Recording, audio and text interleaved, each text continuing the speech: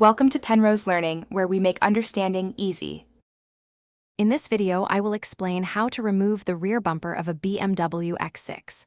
First, ensure your vehicle is parked safely on a level surface and the engine is off. You'll need a few essential tools, including a trim removal kit, an 8mm socket, and an 18mm socket. Taking a moment to locate all the fasteners and clips will make the process smoother. Now, let's begin by removing the initial fasteners. Start by taking out about 3 rivets from each rear fender flare, then gently pop off the flare itself. Next, you'll find an 8mm bolt hidden underneath each fender. Also, look underneath the bumper for 6 to 8 8mm bolts that need to be removed. Don't forget to remove the rear reflector lights and their securing 8mm bolts.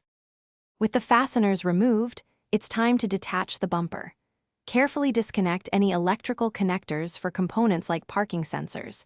These often have a 3-pin connection. Next, release the bumper from the latch mechanisms in the side panel area. Gently pull the bumper corners near the taillights until they pop free. It's highly recommended to have a second person assist you in pulling the bumper straight back to avoid damage. Once the bumper is off, take a moment to inspect all the removed parts for any damage or wear.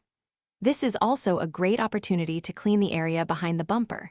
Remember to keep all your fasteners organized, perhaps use small bags for different sections.